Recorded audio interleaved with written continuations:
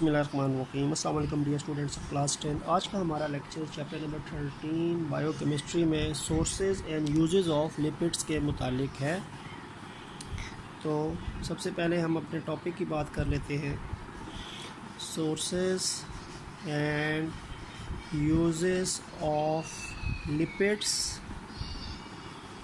Lipids कौन कौन से ज़राए से आपको हासिल होता है और लिपिड्स की हमारी बॉडी में या ओवरऑल लिविंग बॉडीज़ के अंदर क्या क्या रिक्वायरमेंट्स हैं। सबसे पहले हम सोर्सेज की बात कर लेते हैं, सोर्सेज ऑफ लिपिड्स। लिपिड्स की सोर्सेज। अच्छा, बात अगर मैं लिपिड्स की करता हूँ तो लिपिड्स में फ़ैट्स आएंगे, ऑयल्स आएंगे, कोलेस्ट्रॉल आएगा, वाइटामिन्स आएंगे, सेक्स हार्मोन्स आएंगे, फॉस्फोलिपिड्स आएंगे। वो जितनी भी हमने कल कैटेगरीज बात की थी वो सारी इसमें आ जाएंगी। ठीक है, तो हम किसी कॉमन लिपिड की बात नहीं करेंगे, हम इसकी सारी कैटेगरीज जो लिपिड्स की है उनके सोर्सेज की एज सच हम बात करेंगे। थॉरोली हम एक तरीके से बात करते हैं। ठीक है, तो पहले बात ये है कि लिपिड्स आपको किन से हासिल होते हैं। तो आपको पता है कि लिपिड सारी बात है कि एक बायोलॉजिकल मॉलिक्यूल है। लिपिड एक बायोलॉजिकल मॉलिक्यूल है। ठीक है, और जो बायोलॉजिकल मॉलिक्यूल होता है वो किस में होता है? वो लिविंग थिंग्स में होता है। लिविंग थिंग्स या उनकी बॉडीज़ में होता है। तो अगर हम लिपिड्स की सोर्सेज की बात करें तो ये भी आपको डिफरेंट लिविंग थिंग्स में मिलेगा, लिविंग बॉडीज़ में मिलेगा। ठीक है, ये आपको कौन कौन सी में मिलता है? जैसे कि हम एनिमल्स की बात करते हैं, एनिमल्स की बॉडी में लिपिड्स आपको मिलेंगे, प्लांट्स के अंदर आपको लिपिड्स मिलेंगे, और कुछ मैरीन एनिमल्स जो होते हैं, समंदर में पाए जाने वाले जो एनिमल्स होते हैं, सी एनिमल्स। ठीक है, और सी एनिमल्स में जैसे कि बहुत कॉमन अगर हम बात करते हैं तो जो वेल है, वेल एक मैरीन एनिमल में आता है, समंदर में पाया जाने वाला एक एनिमल है। और वेल बेसिकली एक मैमल है, मछली नहीं है, इट इज़ अ मैमल। ठीक है, तो वेल जो एक आपके पास मैरीन एनिमल है और प्लांट्स हैं और एनिमल्स हैं, ये आपके पास एक रिच सोर्सेज ऑफ लिपिड्स हैं। ठीक है, इनसे आपको they are the rich sources of lipids. ये लिपिड्स की रिच सोर्सेज में आती हैं। मैक्सिमम लिपिड्स आपको इन्हीं तीन कैटेगरीज ऑफ एनिमल्स, प्लांट्स या मैरीन एनिमल्स, लिविंग थिंग्स से आपको हासिल होते हैं। ठीक है, अब जैसे कि मैं आपको बात करता हूँ कि अगर मैं लेट्स सपोज बात करता हूँ कि कॉमन एक सिंपल एनिमल्स की बात करता हूँ, तो एनिमल से आपको कौन कौन से लिपिड्स जो है वो हासिल हो सकते हैं। तो एनिमल से बेटा जैसे आपको हासिल होता है मिल्क के अंदर लिपिड्स होते हैं। ठीक है, मिल्क बेसिकली बैलेंस डाइट है, लेकिन मिल्क के अंदर भी आपको फ़ैट्स यानी लिपिड्स मिलेंगे, फ़ैट्स की फॉर्म में मिलेंगे, लिपिड्स मिलेंगे। ठीक है, और जो मिल्क होता है, milk also consist of lipids. Milk के अंदर भी लिपिड्स यानी फ़ैट्स मौजूद होते हैं, सोर्स है। और मिल्क कहाँ से हासिल हुआ? एनिमल से हासिल हुआ। ठीक हो गया। फिर ये जो मिल्क है ना, ये मिल्क जब आगे कन्वर्ट होता है डिफरेंट प्रोडक्ट्स में, मिल्क जब बटर में कन्वर्ट होता है, मक्खन में, तो मक्खन भी लिपिड्स और फैट्स की कैटेगरीज के अंदर आता है। इसके अलावा यही मिल्क आगे जो देसी घी बनता है, देसी घी, जो देसी घी होता है, it is also basically lipids या फैट्स में आता है। ठीक है, इसके अलावा जो पनीर बनता है, चीज़, पनीर भी लिपिड्स यानी फैट्स की कैटेगरीज में आता है। तो मिल्क, एनिमल्स को जो मिल्क है, मिल्क से बटर, देसी घी और चीज़ बनता है, ये एक आपके पास लिपिड्स यानी फैट्स की एक कॉमन सोर्स हो सकती है। ठीक है, इसी तरह अगर मैं बात करता हूँ बेटा प्लांट्स की बात करता हूँ, तो कई जो प्लांट्स होते हैं उनके जो सीड्स होते हैं, इन सीड्स में से डिफरेंट ऑयल्स हासिल होते हैं। तो एनिमल्स की बॉडी में जो लिपिड आता है ना, वो फैट्स हैं। एनिमल्स जो हैं वो फैट्स उनसे आपको हासिल होते हैं, लेकिन प्लांट्स के अंदर से आपको ऑयल्स हासिल होंगे, अनसैचुरेटेड फैटी एसिड्स वाले होते हैं प्लांट्स के अंदर जो लिपिड्स हैं। एनिमल्स के अंदर मैक्सिमम जो होते हैं ना फैटी एसिड्स, वो सैचुरेटेड होते हैं, तो वो ग्लाइसरोल से मिलकर फैट्स बनाते हैं। लेकिन जो प्लांट्स के अंदर आपको फैटी एसिड्स मिलेंगे वो अनसैचुरेटेड होंगे, तो वो अगर ग्लाइसरोल से मिलेंगे तो वो ऑयल्स बनाएंगे। तो प्लांट्स के अंदर जो सीड्स हैं उनमें से जो ऑयल हासिल होता है, तो ऑयल क्या है? ऑयल लिपिड ही है ना, सिंपल लिपिड्स में ही तो आता है। ठीक है, तो प्लांट जैसे वो सनफ्लावर ऑयल है। ठीक है, जैसे मैं एग्जांपल लिखता हूँ कि सनफ्लावर प्लांट है, उसका जो वो होता है सीड होता है, उसमें से सनफ्लावर ऑयल हासिल होता है। ठीक है, इसी तरह जो मकई होती है, कॉर्न, उसमें से कॉर्न ऑयल हासिल होता है, ठीक हो गया। इसी तरह जो आप कह सकते हैं जितने भी ड्राई फ्रूट्स हैं, जैसे एक ड्राई फ्रूट जो है वो मूंगफली है, पीनट भी कहते हैं, ग्राउंड नट भी कहते हैं। ग्राउंड नट बेसिकली पीनट को कहते हैं, और पीनट के अंदर से भी ऑयल, पीनट का भी जो यानी वो जो बीज होता है जो हम खाते हैं मूंगफली का, उसमें से भी प्रेस करते हैं तो उसमें से ऑयल जो है वो आपको हासिल होता है।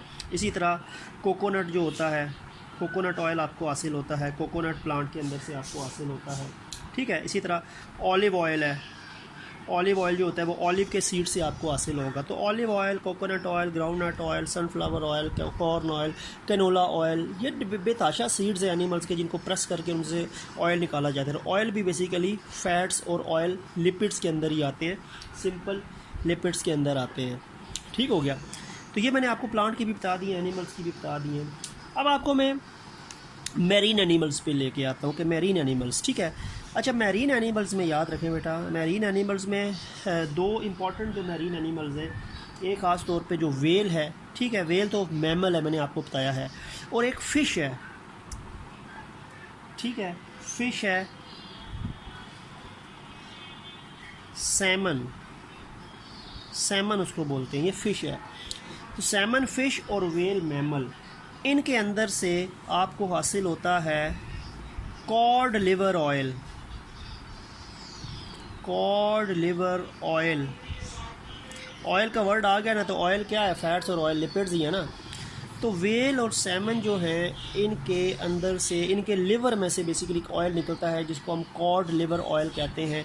और कॉड लिवर ऑयल बहुत ज़्यादा मेडिसिनल यूजेस हैं, इसके बहुत ज़्यादा इस्तेमाल हैं मेडिसिन के तौर पे, ठीक है। तो ये कॉड लिवर ऑयल जो है ये बहुत इंपॉर्टेंट एक लिपिड है, यानी फैट्स हैं, यानी ऑयल है जो लिपिड कैटेगरी में आता है। और इसकी जो मेजर सोर्स है वो वेल और सैमन जो है, इसकी बॉडी में से ये एक्सट्रैक्ट किया जाता है, ठीक है। तो ये आपके पास कुछ सोर्सेज हैं, जो लिपिड्स की सोर्सेज आ जाएंगी। अब हम आते हैं यूजेस पे। सोर्सेज आप इस तरह करके 3 हेडिंग बना सकते हैं, मैरीन एनिमल्स की, प्लांट्स की, और फिर इसी तरह एनिमल्स की। अब अगर हम आते हैं यूजेस ऑफ लिपिड्स पे, लिपिड्स के क्या क्या इस्तेमाल है। लिपिड में वही बात है, फैट्स भी आ जाएंगे, ऑयल भी आ जाएंगे, वाइटामिन भी आ जाएंगे, ADE के, कोलेस्ट्रॉल भी आ जाएगा, सेक्स हार्मोन्स भी आ जाएंगे, फॉस्फोलिपिड, सेल मेम्ब्रेन वाला भी आ जाएगा। सब की बात हम करेंगे वन बाय वन, ठीक है। अब अगर हम यूजेस ऑफ लिपिड में बात करें तो यूजेस ऑफ लिपिड में जैसे अभी हमने बात की थी कि जैसे वो बटर है, घी है, ठीक है। इसी तरह वेजिटेबल ऑयल है, जो प्लांट से हासिल होते हैं ऑयल, उनको वेजिटेबल ऑयल कहते हैं, ठीक है।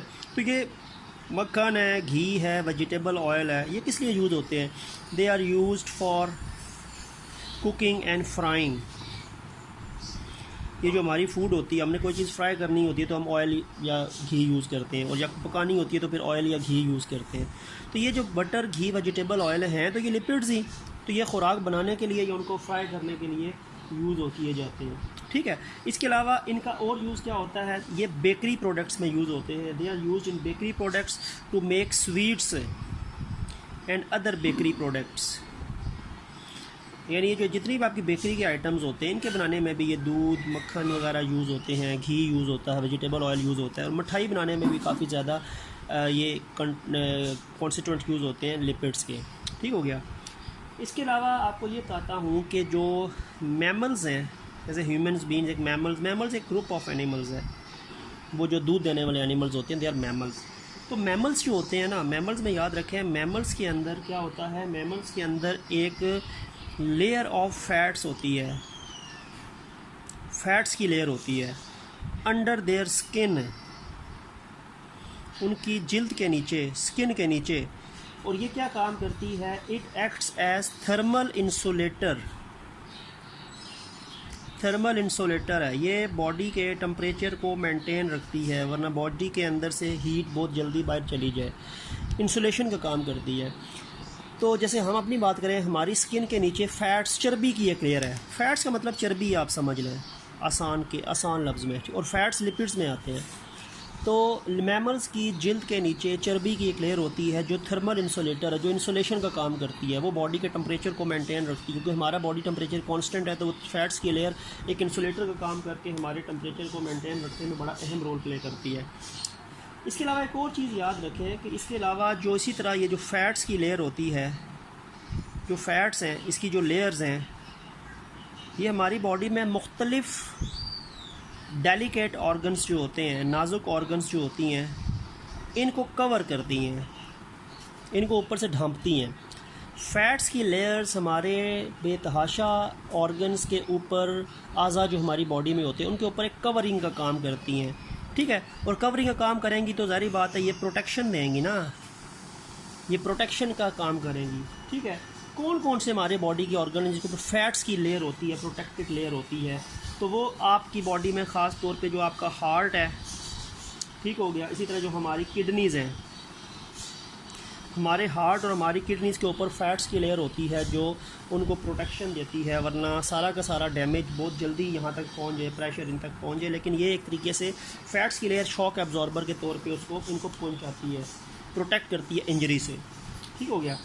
इसके अलावा मैंने आपको जैसे बताया था कि जो वाइटामिन्स हैं, वाइटामिन्स ए है, डी है, ई है और के है, ये फ़ैट सॉल्युबल वाइटामिन्स होते हैं, ये फ़ैट्स में सॉल्युबल होते हैं। तो अक्सर जब हम फ़ैट्स अपटेक करते हैं या इनटेक करते हैं तो उनके साथ साथ हमारी बॉडी में ये वाइटामिन्स भी आ जाते हैं, vitamins A, D, E and के, ठीक है। तो ये जो फ़ैट सॉल्युबल वाइटामिन्स होते हैं, इनकी जो सोर्स होती है वो फ़ैट्स होते हैं। और तो फ़ैट्स की हमारी बॉडी में जो कंजम्पशन होती है, ये इन वाइटामिन्स को भी हमारी बॉडी का हिस्सा बना देती है। और इनकी अपनी इंपॉर्टेंस है, वाइटामिन ए, डी, ई और के, ये बड़े इंपॉर्टेंट वाइटामिन्स हैं। आगे वाइटामिन्स के टॉपिक में हमने इनकी बात करनी है। इसके बाद अगर यूजेस में हम मज़ीद आगे चलें तो यूजेस में और क्या चीज़ है कि जैसे मैंने आपको बताया कि ये जो आपके पास लिपिड्स होते हैं, लिपिड्स के अंदर मैंने आपको कल बताया था कि इनमें कार्बन हाइड्रोजन बॉन्ड जो होते हैं, कार्बन हाइड्रोजन का हाई प्रपोर्शन होता है, ठीक है। और ऑक्सीजन जो होती है ये लो प्रपोर्शन में होती है, कम होती है ना। और कार्बन हाइड्रोजन जितने ज़्यादा मिकदार में होंगे उतनी ज़्यादा ही इनमें से एनर्जी हासिल होगी, एनर्जी आपको हासिल होगी। तो इनमें क्योंकि कार्बन हाइड्रोजन बॉन्ड बहुत ज़्यादा होते हैं तो आपको इनसे जो एनर्जी हासिल होती है वो दुगनी होती है as compare to carbohydrates. Carbohydrate के 1 ग्राम से जो हमें एनर्जी हासिल होती है और 1 ग्राम अगर लिपिड से जो हमें एनर्जी आती है तो लिपिड से जो हमें एनर्जी हासिल होती है वो डबल होती है as compare to 1 gram of carbohydrates.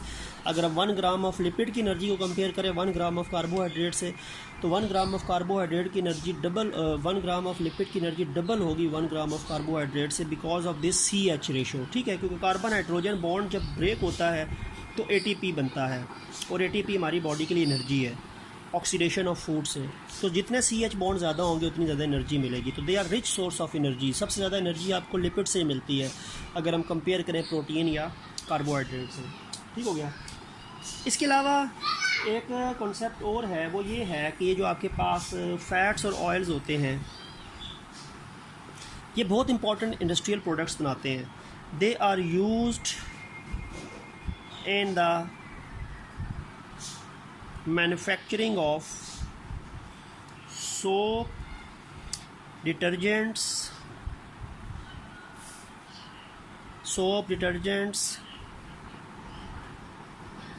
Cosmetics, ठीक हो गया, पॉलिशेस,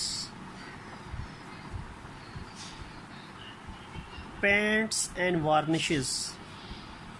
ये बहुत इंपॉर्टेंट प्रोडक्ट है, paint, varnish, polish, cosmetics, detergent, soap. इनके बनाने में फ़ैट्स या ऑयल्स यूज़ होते हैं एज अ रॉ मटेरियल के तौर पे, ठीक हो गया।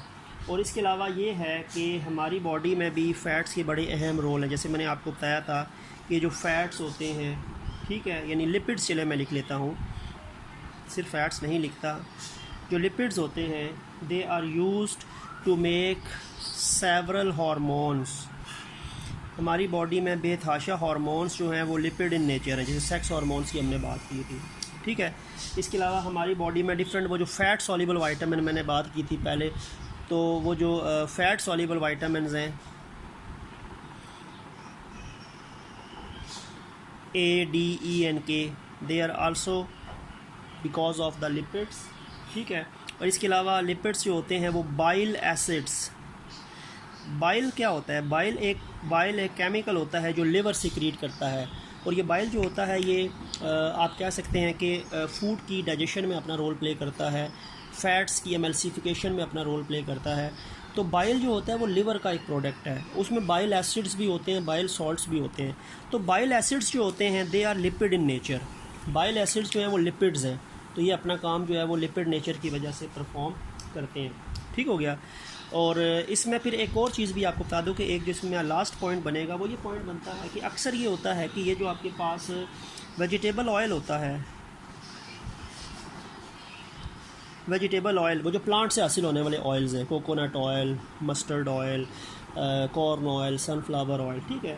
ये वेजिटेबल ऑयल जो होता है बेटा, इसकी हाइड्रोजनेशन की जाती है H2 in the presence of निकल कैटलिस्ट, निकल एज अ कैटलिस्ट यूज़ होता है, तो ये कन्वर्ट हो जाता है वेजिटेबल घी में,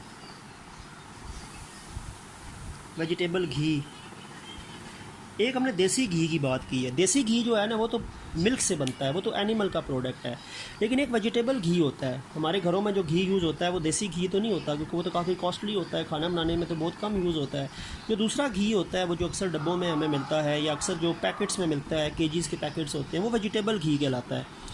वेजिटेबल घी जो होता है वो प्लांट, वैसे तो प्लांट से ऑयल हासिल होते हैं, लेकिन प्लांट से हासिल होने वाले जो ऑयल्स होते हैं वेजिटेबल ऑयल्स, उनकी जब हाइड्रोजनेशन की जाती है निकल की मौजूदगी में, तो वो वेजिटेबल घी में कन्वर्ट हो जाता है। तो वेजिटेबल घी जो होता है ये भी कुकिंग फ्राइंग में यूज़ होने वाला एक प्रोडक्ट है, वेजिटेबल ऑयल भी कुकिंग फ्राइंग में यूज़ होने वाला प्रोडक्ट है, ठीक है। क्योंकि ये जो वेजिटेबल ऑयल होता है ना, इसमें डबल बॉन्ड होता है, ये अनसैचुरेटेड होता है, ये अनसैचुरेटेड होता है। इसमें इसी तरह जब ये डबल बॉन्ड आ जाता है, जब हाइड्रोजन आता है, तो ये हाइड्रोजन के आने से ये सारे बॉन्ड सिंगल हो जाते हैं, all bonds are becoming single, सारे बॉन्ड सिंगल हो जाएंगे, ठीक हो गया। तो बात ये है कि ये आपके पास वेजिटेबल ऑयल एक अनसैचुरेटेड फैटी एसिड पे मुश्तमिल लिपिड है, इसी की जब हाइड्रोजनेशन की जाती है निकल की मौजूदगी में, तो वेजिटेबल घी में कन्वर्ट होता है, और वेजिटेबल घी फिर सैचुरेटेड हो जाएगा, क्योंकि डबल बॉन्ड पे हाइड्रोजन के एटम्स ब्रेक करेंगे, एक हाइड्रोजन इस कार्बन के पास आ जाएगा, एक इस कार्बन के पास आ जाएगा, तो बॉन्ड सिंगल हो जाएगा। तो वेजिटेबल घी भी प्रोडक्ट है, एक लिपिड्स का हाइड्रोजनेशन करने के बाद एक प्रोडक्ट बनता है, और ये भी कुकिंग फ्राइंग में यूज़ होता है। ये सॉलिड स्टेट में होता है, ये लिक्विड स्टेट में होता है, और ये अनसैचुरेटेड फैटी एसिड से मिलके बनता है ग्लिसरॉल के साथ, और ये फिर सैचुरेटेड बन जाएगा क्योंकि सिंगल बॉन्ड आ जाएगा। तो ये आपके पास डिफरेंट लिपिड्स हैं जिनके यूजेस हमने आज डिस्कस किए हैं, uses and sources of lipids. तो यहाँ पे हमारा लिपिड्स का टॉपिक एंड हो गया। इंशाल्लाह नेक्स्ट वीडियो, नेक्स्ट लेक्चर में हमने न्यूक्लिक एसिड्स जो नेक्स्ट बायोलॉजिकल मॉलिक्यूल है उसको स्टडी करेंगे। तो तब तक के लिए अल्लाह हाफिज़।